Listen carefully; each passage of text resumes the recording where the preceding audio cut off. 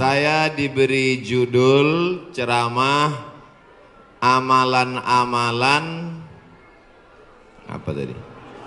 Amalan-amalan supaya istri ikhlas, suami poligami ya. Ada ditulis. Oh enggak ditulis di baleho, biasanya ditulis amalan-amalan penolak musibah. Hadir bersama kita Al-Mukarram, Al-Ustaz, guru kita bersama, sahabat saya, guru saya, Ustadz Jujun Junaidi. Mudah-mudahan dipanjangkanlah umur badan saya. Para habaib, alim ulama, ajengan, kiai, tuan guru, tidak dapat saya sebutkan satu persatu. Insya Allah semua yang hadir ini dijauhkan dari segala musibah. Man lazimal istighfar, siapa yang memperbanyak istighfar, ja'alallahu lahu min kulli dhiqin makhraja, segala kesempitannya diberikan kelapangan, wali kulli hammin faraja, segala kesusahannya diberikan kebahagiaan, warazaqahu min haitsu la yahtasib, diberi solusi dan rezeki dari jalan yang tidak disangka-sangka. Ini sekarang banyak yang dadanya sempit. Kenapa? Karena takut corona. Banyak sekarang yang pikirannya sempit karena melihat wabah yang luar biasa. Jamaah umrah sudah sampai airport, pulang lagi. Karena pemerintah Saudi memberikan masa waktu 3 minggu. Mereka belum punya alat detektornya. Khawatir masuk jamaah membawa bakteri atau keluar yang sudah menyebarkan, maka alatnya ini sedang dibeli, maka jamaah umroh di stop dulu. Sekarang banyak orang ketakutan, tapi nampaknya jamaah ini tidak ada satupun yang takut.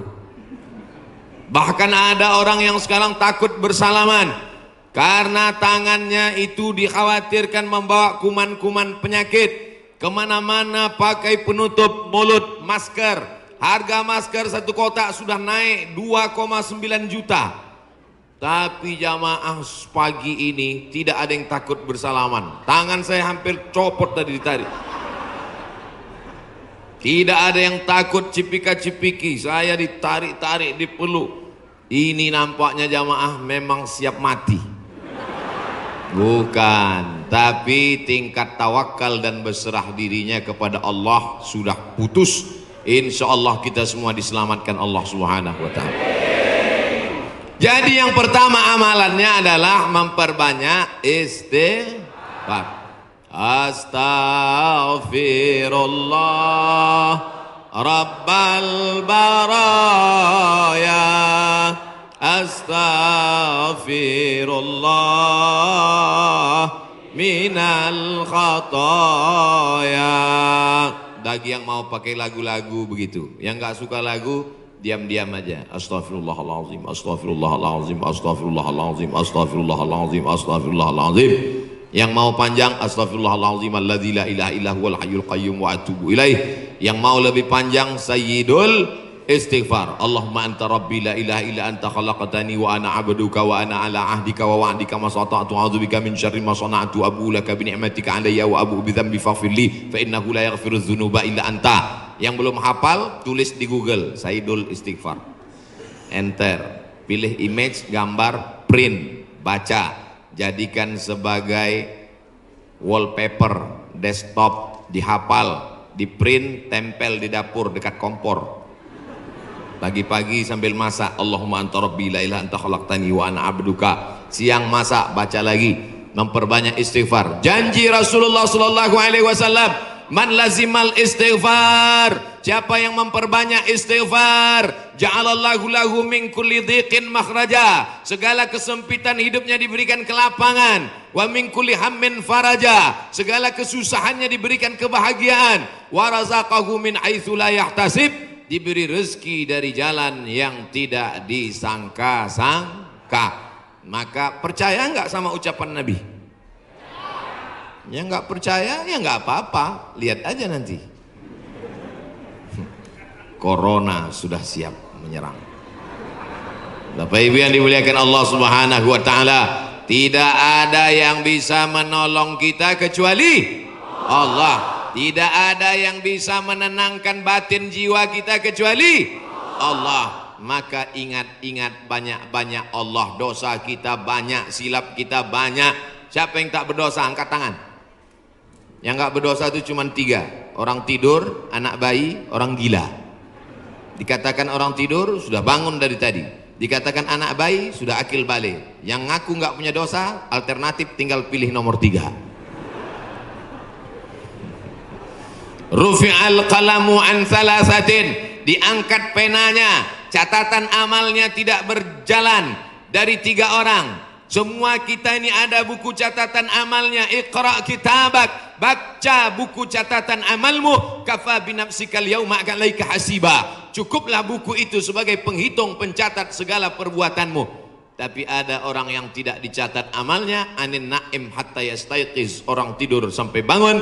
Anis sabi hatta yahtalim, anak kecil sampai mimpi akil baligh. Anil majnun hatta yafiq, orang gila sampai sembuh. Mudah-mudahan semuanya diberikan Allah kebaikan, sehat, zahir dan batin. Amin. Nabi berapa kali beristighfar? 1 kali.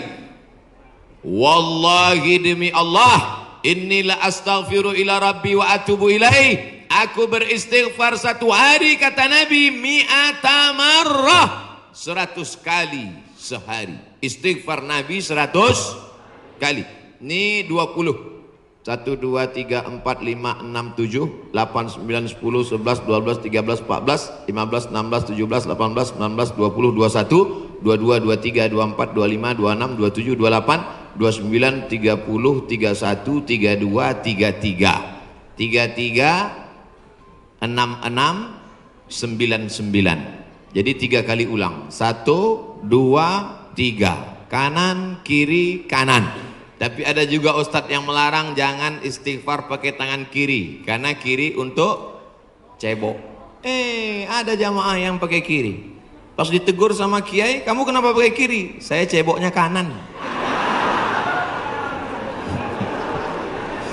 Bapak Ibu yang dimuliakan Allah SWT, yang penting niatnya baik. Yang biasa pakai tangan kanan bagus, yang mau pakai tangan kiri juga mubah, tidak sampai kepada haram, tapi pakai adab-adab baik. 3, ini kadang baru tasbih, takbir, tahmid, baru istighfar 3 kali sudah berhenti. Assalamualaikum warahmatullahi wabarakatuh. Assalamualaikum warahmatullahi wabarakatuh. Gimana Allah mau mengampuni? Istighfar itu artinya memohon ampun dosa. Syarat ampun dosa mesti ada 3. Yang pertama, an-nadamu fil qalbi, menyesal dalam hati. Yang kedua, al-iqraru bil lisani, diucapkan dengan lisan. Yang ketiga, al-idmaru alla ya'uda ilaihi abadan, tekad kuat untuk tidak kembali kepada dosa untuk selamanya. Insya wabah penyakit sudah dekat, tetap juga dalam dosa, silakan, neraka jahanam sudah siap. Masih juga tidak mau bertobat, silakan, malaikat maut sudah siap. 1 hari malaikat maut menatap wajah kita 70 kali. Dari mulai bangun tidur tadi, malaikat maut sudah menatap kita, dia tatap. Kalau dia orang itu berbuat baik, dia mohonkan ampunan. Kalau berbuat dosa, silap dan salah, dia sudah mau cabut. Kata Allah, malaikat maut, jangan cabut dulu. Kenapa? Waktunya belum tiba. Ini banyak yang udah dilihat malaikat maut, cuman kita tidak melihat. Kenapa Allah tidak tunjukkan malaikat maut, Ustaz? Tuyul aja takut mau ngelihat malaikat maut. Bapak Ibu yang dimuliakan Allah Subhanahu wa taala, maka tidak ada jalan lain kecuali bertaubat dan memperbanyak istighfar. Cara yang paling bagus, mandi taubat. Semua sudah mandi? Yang bilang udah, yang udah aja. Mandi taubat. Gimana mandi taubat Pak Ustadz? Seperti mandi wajib, basah dari ujung rambut sampai ke ujung kaki. Saya nggak bisa mandi Pak Ustadz, karena kata dokter kena rematik, nggak boleh kena air. Kalau kena air mati. Tayamum. Yang nggak boleh kena air tayamum. Tayamum pun nggak bisa, kami sholatkan. Mana ada halangan untuk tayamum?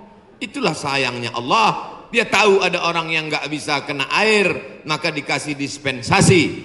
Yuridullahu bikumul yusra wala yuridu bikumul usra. Allah berikan kemudahan, Allah tidak ingin beri kesulitan.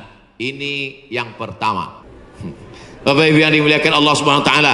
Amalan yang kedua, membuat kita jauh dari musibah, malapetaka, mara bahaya dan bencana adalah banyak-banyak bersolawat. Maka sudah bersolawat, tulis itu bagus di grup-grup, di FB, di Instagram. Sudahkah Anda bersolawat hari ini? Komen sudah. Sudahkah Anda bersolawat hari ini? Sudah. Ada satu komen, Anda risau dengan berat badan, minumlah susu. Apa ini? Bapak Ibu ada yang kena seperti itu? Saya pikir saya aja. Itu saya selalu buat komen itu. Marilah kita berselawat kepada Rasulullah. Jamaah komen, Allahumma sholli ala sayyidina Muhammad, Allahumma sholli ala Muhammad, Allahumma sholli ala Muhammad. Ada satu, Anda terlalu kurus, minum susu ini. Saya pikir yang dapat cuma saya. Iklan-iklan aja, tapi selawat dulu. Betul? Insyaallah. Man shalla alayya salatan, siapa yang berselawat kepadaku satu kali, sallallahu alaihi biha asra, Allah berikan dia ke 10 kebaikan. Anaknya baik-baik, negerinya baik-baik, badannya baik-baik, lingkungannya baik-baik, semuanya kebaikan dia dapatkan. Huttat anhu asara sayiat, 10 dosanya dihapuskan. Huttat digugurkan, huttat ditutupi. Wa rufi'at lahu asara darajat, dinaikkan 10 derajat tingkatan kemuliaan. Saya yakin dan percaya ini yang berada di atas ini pastilah mereka yang rajin bersolawat, makanya dinaikkan derajat mereka. Langsung katanya Pak Ustadz, kalau solawat itu 10, kenapa cuma lantai 2? Anak tangganya lebih 10. Nah itu derajat. 2 kemungkinan, karena rajin solawat atau lambat datang.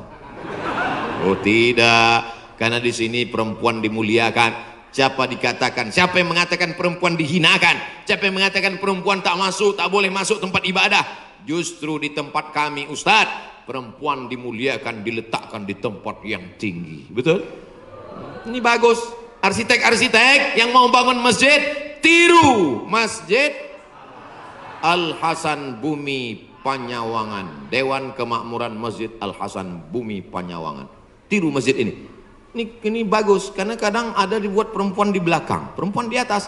Karena kalau dibuat di perempuan di belakang, itu anak-anak muda yang di belakang itu lain bunyi aminnya. Ghairil maghdubi alaihim waladdallin. Amin. Rupanya ada anak gadis di belakang. Perempuan bagus di atas. Bapak Ibu nanti insya Allah umur panjang, badan sehat, bisa ke Masjid Hasan II di kota Casablanca. Ibu kota Maroko, tempat saya kuliah, nama negaranya Maroko. Ibu kotanya tulisannya Casablanca.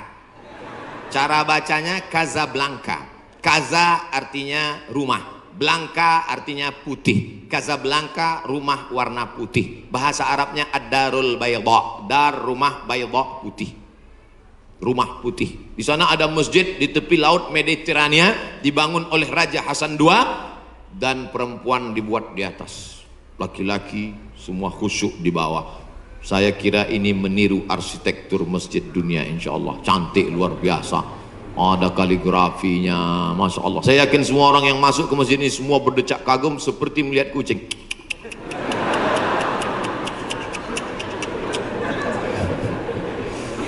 Bapak Ibu yang dimuliakan Allah Subhanahu wa taala, ketika ada 2 orang bertemu bersalaman, Allahumma sholli ala Muhammad. Kenapa 2 orang ini bersalaman kok bersolawat? Karena kata Nabi, majlis yang tidak diisi solawat, majlis itu menjadi majlis antanajifah, majlis bangkai, majlis busuk, majlis berbau, majlis berulat. Majlis kita ini menjadi majlis bangkai, busuk, berbau dan berulat. Makanya pembawa acara, protokol, tokoh masyarakat ketika memberikan kata sambutan, alhamdulillahirabbil alamin wassalatu wassalamu ala asyrafil anbiya wal mursalin. Dia menyampaikan Solawat. Khatib naik ke atas mimbar. Mana mimbarnya? Khatib naik ke atas mimbar hari Jumat. Alhamdulillah wassalatu wassalamu ala Rasulillah. Maka dengan itu cukuplah rukun khutbahnya menurut mazhab Syafi'i. Salawat jangan main-main. Doa tidak akan sampai ke langit. Doa tergantung antara langit dan bumi kalau tidak menyebut namanya. Makanya dalam doa, a'udzubillahi minasyaitonirrajim, bismillahirrahmanirrahim, alhamdulillahirabbil alamin, wassalatu wassalam ala asyrafil anbiya wal mursalin. A'udzubillahi minasyaitonirrajim, innallaha wa malaikatahu yusalluna 'alan nabi. Ya ayyuhalladzina amanu, hai orang beriman, sallu alaihi, berselawatlah kamu kepadanya, wasallimu taslima. Sahabat semua tahu cara bersalam. Assalamualaikum ya Rasulullah, assalamualaikum ya Habibullah, assalamualaikum ya khaira khalqillah, assalamualaikum ya safwatallah, assalamualaikum ayuhan nabiyyu wa rahmatullahi wa barakatuh. Kaifa nusalli alaika? Kami sudah tahu cara bersalam. Bagaimana cara kami berselawat kepadamu? Nabi mengajarkan, Allahumma salli ala Muhammad wa ala ali Muhammad. Tidak ada sayyidinanya. Tapi dalam hadis lain Nabi berkata, ana sayyidu waladi Adam. Ana, saya, sayyidu, pemimpin, waladi Adam, semua anak cucu keturunan Adam, aku pemimpinnya. Maka saya merasa nggak sopan kalau nggak nyebut nama dia pakai sayyid. Maka saya katakan, Allahumma salli ala sayyidina Muhammad. Tapi saya nggak pernah nyalahkan yang nggak pakai sayyidina. Tiba-tiba ada satu kiai ustadz ceramah, Allahumma salli ala Muhammad. Salah.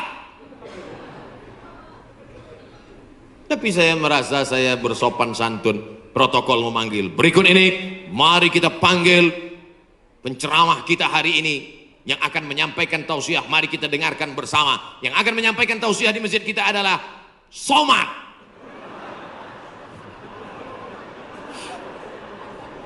Protokol menyebut begitu panjang nama. Yang akan menyampaikan tausiah adalah Al-Mukarram Sahibul Fadilah Profesor Dr. Abdul Somad LC MA, sedikit lagi almarhum. Saudara yang dimuliakan Allah Subhanahu wa taala, itu hanya tata krama sopan santun adat istiadat yang memuliakan Rasulullah sallallahu alaihi wasallam. Jangan sampai kelahi hanya gara-gara masalah sepele, pulang dari masjid benjol. Oh kenapa? Gara-gara sayyidina. Na'udzubillah. Yang penting bersolawat, istighfar, taubat, sudah. Banyak solawat, sudah. Apalagi yang ketiga, shadaqatus sirri tadfa'u mitatas su'i. Memperbanyak sedekah sirri, diam-diam, menolak mati jelek, mati buruk, musibah, malapetaka dan bencana. Sedekah diam-diam.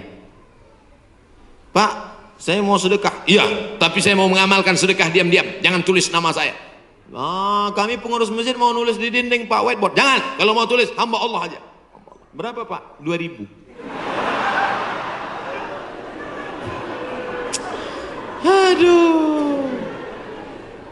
Sahabat Nabi menyumbangkan sumur. Dulu yang paling kaya di Madinah itu orang yang punya sumur. Sampai hari ini minyak lebih murah daripada air. Air lebih mahal daripada korma. Sumur. Nama sumurnya Bayroha. Letaknya di depan Masjid Nabawi. Yang punya sumur dan kebun korma itu namanya Abu Talhah. Ada disebut dalam hadis. Itu menunjukkan menyebut nama karena menyumbang hukumnya boleh. Karena hadis Nabi menyebut yang nyumbang namanya Abu Talhah. Sampai hari ini di Madinah ada sumur yang diwakafkan oleh Utsman bin Affan. Namanya Bi'ru Raumah. Artinya Utsman disebarkan informasinya, dia nyumbang. Turun ayat. In tuqridullaha qardan hasanan yudha'if lahu ad'afan katsirah. Kalau mau beri pinjaman kepada Allah, maka Allah akan berikan balasan berlipat ganda. datang Abu Dihdah. Apakah Allah perlu pinjaman? Allah tidak perlu pinjaman. Tapi kalau kau tolong agama Allah, Allah akan membantu menolong engkau. Maka dia berikan sumbangan 600 batang pohon kurma. Satu kurma ajwah Madinah 1 kilo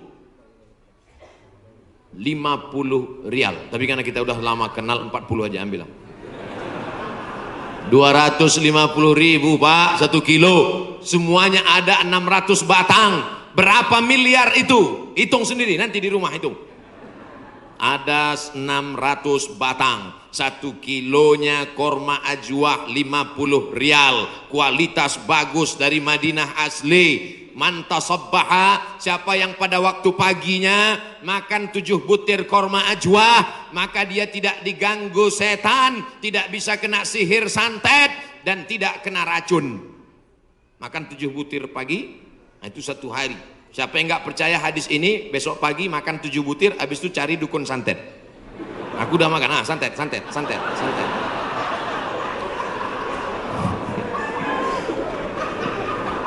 Mohon maaf ya, Bapak Ibu yang dimuliakan Allah Subhanahu wa Ta'ala.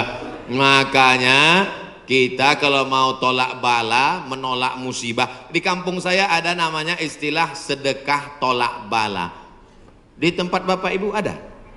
Ada. Oh ternyata sama. Sedekah tolak bala, menolak bala, menolak musibah. Makanya orang kita paling banyak sedekah pas mau bulan suci Ramadan. Ini sudah masuk bulan Rajab ini. Habis Rajab nanti bulan Sya'ban, ngundang anak yatim. Anak yatim nanti datang ke rumah ya, kami mau sedekah tolak bala musibah. Ya, datang anak yatim jam 5, disuruh baca Yasin 3 kali. Fasubhanalladzi biyadihi malakutu kulli syai'in wa ilaihi turja'un. Shadaqallahul azim. 2 kali lagi. Akhirnya baca lagi sampai jam 5.45. Shadaqallahul azim. Tahlilnya belum. Afdalu zikri fa'lam annahu la ilaha illallah. Semangat anak yatim. Datang angin berembus kencang, menghembus koran penutup piring, rupanya mie. La ilaha illallah. Mie-nya mihon kecil. Begitu selesai baca doa, dimakan mie pedasnya minta ampun. Sampai ke rumah mencret 3 hari. Ini bukan sedekah tolak bala, sedekah ngundang bala. Orang Mesir bersedekah tidak formal-formal seperti kita. Kami dulu waktu kuliah di Mesir, datang orang Mesir pas di bis, dia tanya, Asyawi maksudnya orang Asia. Dia curiga dia susah membedakan, saya dilihatnya seperti Eropa kan. Terus dia tanya, anta Asyawi, anta Janub Syarq Asia. Janub Syarq Asia artinya Asia Tenggara. Anta min Janub Syarq Asia. Ya, Indonesia wala Malaysia wala Thailandi. Dari Malaysia atau Indonesia, Thailand. Indonesia, tapi dia mudah membedakan. Karena kalau anak-anak dari Brunei itu pakai sepatu rapi. Kalau Indonesia pakai sendal jepit.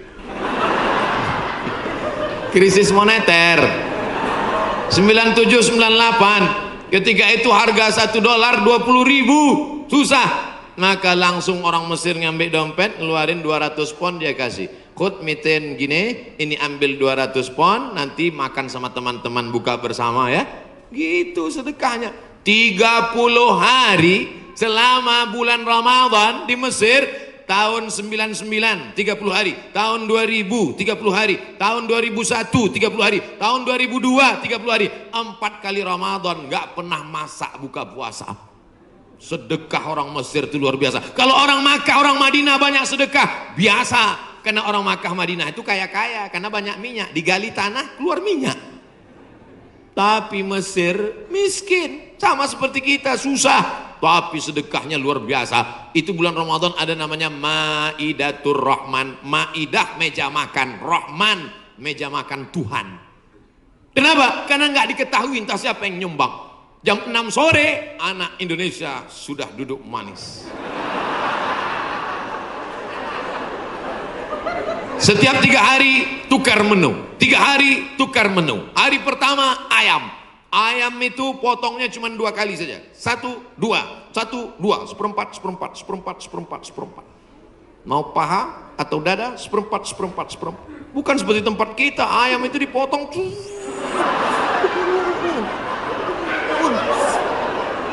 Hancur. Cabainya 2 kilo. Mana? Hari kedua daging. Hari kedua daging, itu daging yang besar-besar. Kalau ibu masih ingat, sebesar sabun telepon, Bu. Tahu sabun telepon? Sabun gambar telepon dulu. Besar. Potong-potong besar. Bukan seperti tempat kita diiris tipis. Hari ketiga, ikan. Ikan-ikan besar, ikan bolti namanya. Ikan besar. Pokoknya tiap hari. Begitulah hebatnya sedekah-sedekah mereka. Oleh sebab itu kalau kita mau menjauhkan dari malapetaka, bencana, musibah, virus ini, banyak-banyak bersedekah. Ada seorang anak muda meninggal dalam keadaan sujud di belakang makam Ibrahim pakai kain ihram. Di tanah suci, di samping Ka'bah, belakang makam Ibrahim, pakaian ihram di sujud terakhir. Tidak ada kematian yang lebih indah daripada ini. Dan ini tidak bisa di request. Nggak bisa nanti bapak ibu pakai kain ihram terus di belakang itu, ya Allah matikan aku, matikan aku. Ujam mata matikan. Tiba-tiba datang dari samping, rupanya polisi. Ruh. Siapa ini yang meninggal bagus sekali posisinya? Apakah dia ulama? Bukan. Semua orang heran. Siapa ini? Akhirnya mereka datang ke rumah ibunya. Bu, iya, itu anak ibu. Iya, dia ulama. Enggak. Apa amalnya? Saya pun nggak tahu. Seminggu setelah itu datang seorang ibu membawa anak yatim. Ibu itu berkata, inilah anak muda yang selalu membagi 1/3 gajinya untuk membantu anak yatim. Makanya nanti ibu, mana tahu suami ibu meninggal, seminggu setelah itu datang janda. Itulah tanda husnul khotimah. Inilah yang selama ini memberi setengah gajinya untuk anak yatim. Dan ini surat nikahnya. Ibu banyak istighfar. Astaghfirullah Rabbal baraya, astaghfirullah minal khataya. Dari tatapan ibu saya tahu ibu sangat cemas. Insya Allah Allah menjauhkan dari musibah, Bu. Lain amin di atas, lain amin di bawah. Masya Allah, tabarakallah. Oke, kita pindah ke tema lain. Yang pertama, banyak istighfar, taubat nasuha. Yang kedua, bersolawat. Yang ketiga, banyak-banyak sedekah. Salamullah ala taha rasulillah.